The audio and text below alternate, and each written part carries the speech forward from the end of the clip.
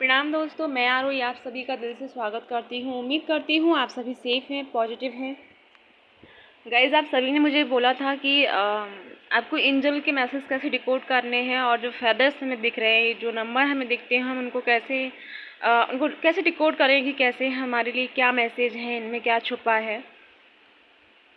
तो सबसे पहले मैं फेदर से ही स्टार्ट करती हूँ। वैसे मैंने कल आपको बता दिया था वीडियो में कि जब हमें वाइट कलर के फेदर्स मिलते हैं तो ये हमें कंफर्म हो जाता है कि हम पॉजिटिव एनर्जी के साथ हैं। साथ में हम जो भी अगर हम कुछ थॉट मन में आ रहे हैं या किसी चीज़ के बारे में हम क्लियरिटी चाहते हैं तो वो हमारे लिए ग्रीन सिग्नल होता है कि यस, अब तुम चलो, इस पर आगे बढ़ो, सब कुछ अच्छा होगा और इस पर तुम्हें जीत मिलेगी या फिर तुम्हें ये चीज़ प्राप्त होगी।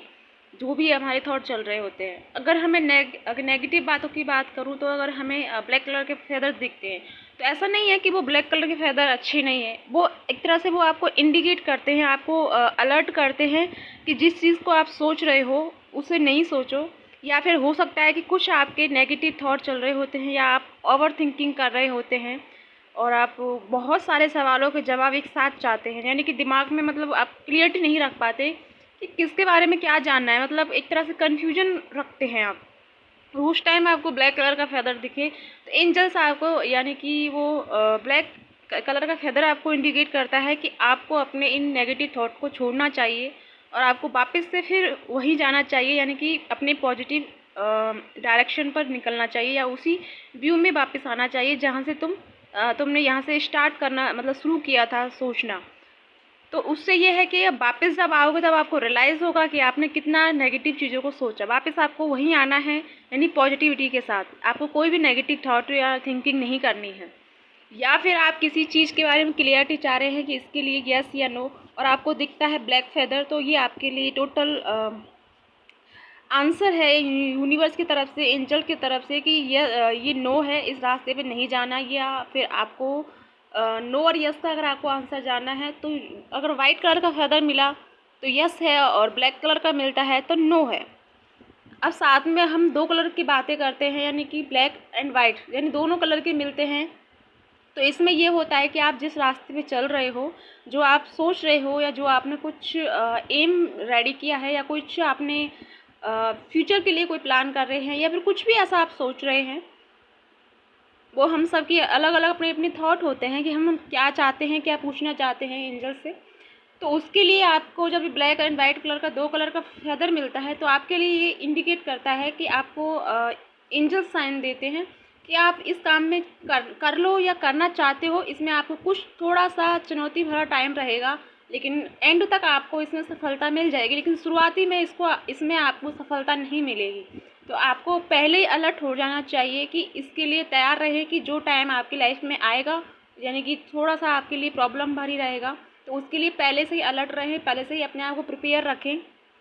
और साथ में फिर आपको जब आप अलर्ट रहेंगे या फिर ऐसा ना हो कि आपको थोड़ा सा स्टार्टिंग में जब आपको प्रॉब्लम में स्टार्ट हो और आपको लगे कि नहीं यार, ये नहीं करना चाहिए था और ये सही नहीं है, मतलब ऐसा आपको लगने लगे, तो ये एक तरह से आपके लिए एंजल का साइन है कि थोड़ा सा प्रॉब्लम आएगा तो आपको गिव अप नहीं करना है, आप आगे बढ़ते रहना है, क्योंकि एंड तक आपको इसमें सफलता मिल ही जाएगी।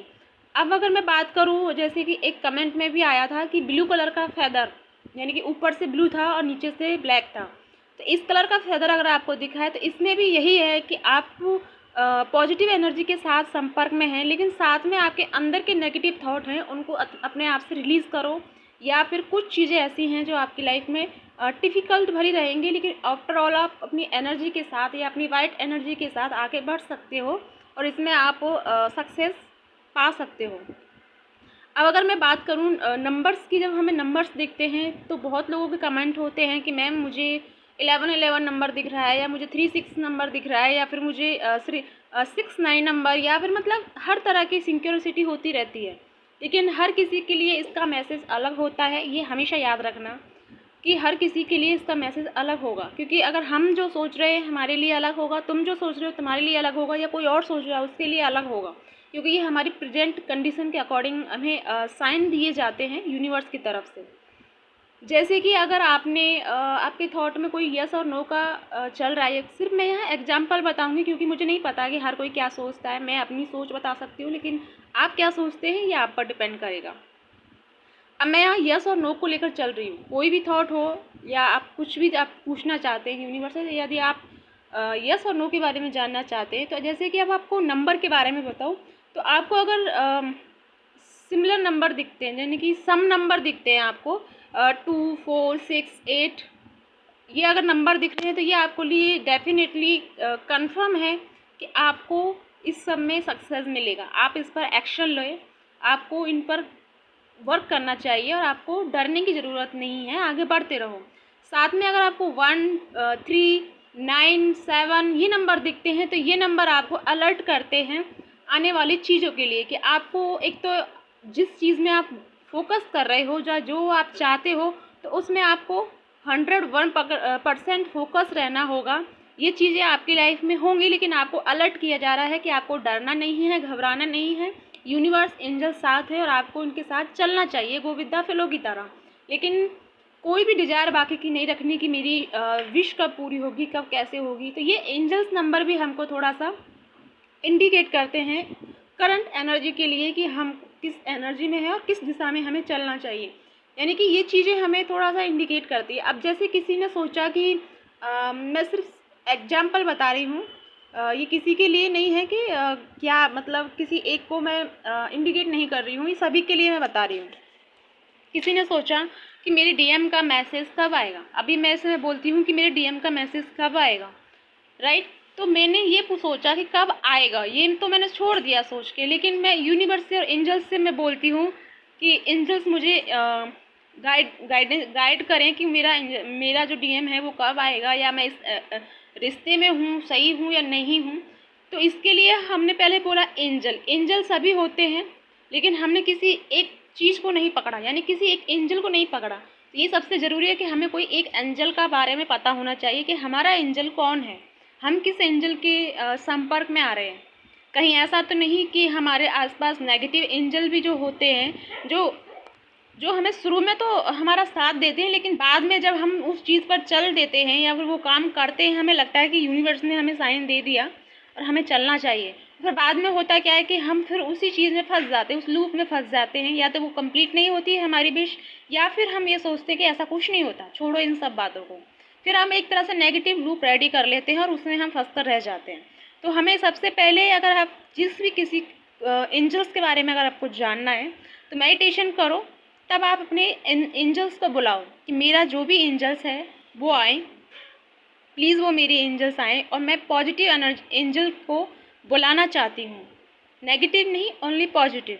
यानी कि जो प्योर सोल जो एंजल हैं वो मेरे पास आए, मैं उनके बारे में जानना चाहती हूँ, वो मुझे क्लियरिटी दे कि वो यहाँ है या नहीं। जब आप मेडिटेशन में हूँ और उस टाइम आप अगर सोच सकते हैं कि आपको किस चीज़ के लिए वो इंडिकेट करें, यानी कि आपको कोई पक्षियों की आवाज़ आ जाए या फिर कोई सॉन्ग की आवाज़ आ जाए, मतलब ऐसे पॉजिटिव साइन रखने हैं आपको, जिससे कि वो अगर साइन आपको मिले तो समझ जाना कि आपके आसपास पॉजिटिव एनर्जी का होना ज़रूरी है या है वो आपके आसपास। अगर मैं मेरी तरफ से कहूँ तो मैं आपको यही सजेस्ट करना चाहूँगी कि आप आर्के एंजल गब्रियल के साथ अपना कनेक्शन बनाएं, उनसे हेल्प लें, उन्हीं को बुलाएं, उनसे कनेक्शन बनाएं, उनकी प्रेयर करें, उनके लिए दुआएं करें, यानी कि उनसे कुछ मांगना है आपको या फिर उनको थैंकफुल करना है, उनको शुक्रिया अदा करें, मतलब उनको ही करना है। मैं यही आपको सजेस्ट करूँगी, क्योंकि वो एंजल सही, मतलब सही ऐसा नहीं कहूँगी कि कोई सही है कोई गलत है, मतलब ये कहूँगी कि आपको एक पार्टिकुलर नाम मिल जाएगा और आप जब भी आप उनसे पुकारोगे या जब भी आप साइन मांगोगे तो वही आपको साइन देंगे। यानी कोई एंजल्स आपके आसपास फिर नहीं आएगा, यानी कि कोई नेगेटिव या कोई अदर एंजल आपको साइन नहीं देंगे, यानी कि वही एंजल आपको साइन दे पाएंगे। तो ये तो थोड़ा सा क्लियरिटी है। हो सकता है कुछ आपको आपके आसपास बहुत अच्छी एनर्जी का एहसास होता हो, तो भी आप समझ जाइएगा एंजल आपके आसपास हैं। ये सब आप ही जानते हैं, मुझे बताने की ज़रूरत नहीं है, क्योंकि इतना सब आप कुछ पहले से ही जानते हो। तो मैं थोड़ा सा आपको इन सब के लिए इंडिकेट कर रही थी कि अपने आप को कैसे इन चीज़ों को डिकोड करें। अब मैं बात करती हूँ कि जैसे हम 3D लाइफ में रहते हैं, लेकिन हमारे आसपास कोई एंजल्स हमें दिखते नहीं है कि वो कैसे हैं, किस तरह के हैं। बट अगर हम किसी चीज़ के लिए परेशान हैं, माना हम कहीं जा रहे हैं, रास्ते में कहीं किसी के पास जाना है, मतलब कुछ काम से, और बार बार आपको, जब आप घर से निकले हो तो किसी ने आपको टोका यानी आपको रोका, फिर तुमने बोला नहीं नहीं मैं आपसे बाद में मिलती हूँ या मिलता हूँ, मैं थोड़ा बिजी यानी कि मैं लेट हो रहा हूँ किसी चीज़ के लिए। फिर थोड़ा आगे गए तो आप किसी चीज़ से टकरा गए यानी किसी इंसान से टकरा गए, फिर आप रुक गए, फिर थोड़ा आगे रुके गए तो फिर कोई और आपसे टकरा गया यानी वो आपसे बात ही करना चाह रहा है, लेकिन फिर भी आपने नहीं सुना और आप चले गए। तो फिर बाद में वहाँ पर कुछ ना कुछ ऐसा आपके साथ इनसी से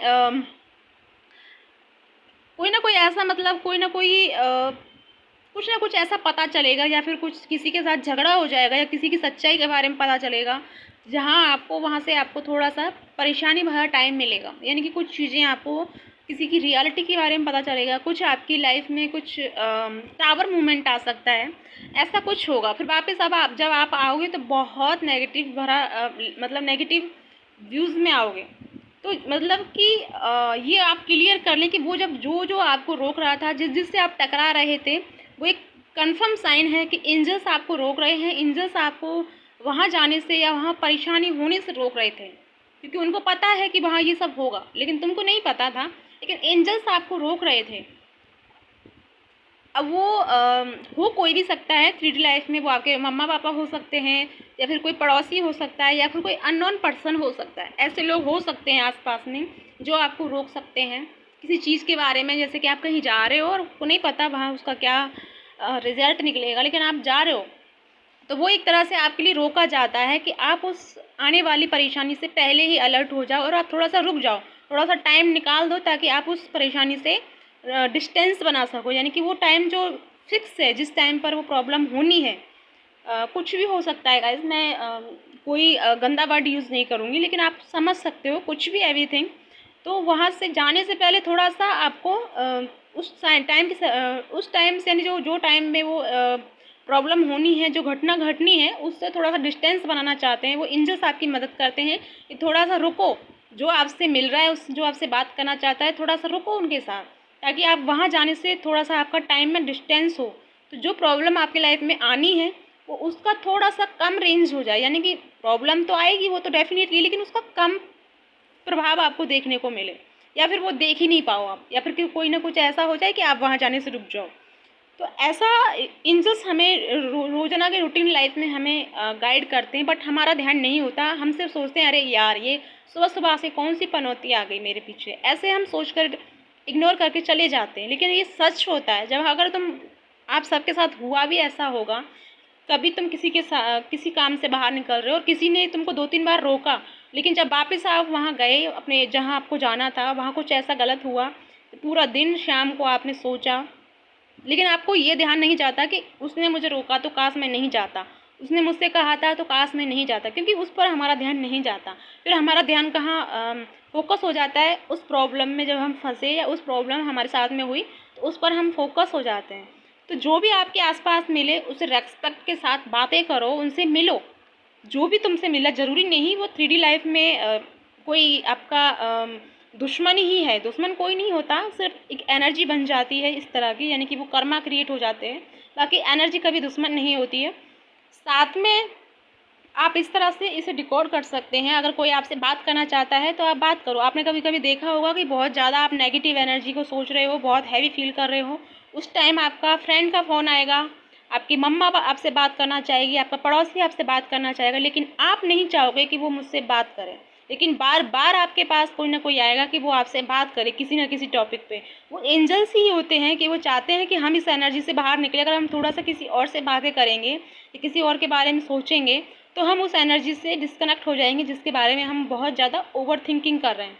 तो ये एक तरह से इंडिकेट होते हैं, बट हम अपनी रियल लाइफ में इन चीज़ों को समझ नहीं पाते। हमको सिर्फ हमारी प्रॉब्लम इतनी बड़ी लगती है कि हम किसी भी साइन को ठीक से समझने की कोशिश नहीं करते। अगर आप अपनी रोज़ाना की रूटीन लाइफ में थोड़ा सा कोशिश करोगे तो ये सारी चीज़ें आपको मतलब पूरी तरह से आप डिकोड करना सीख जाओगे।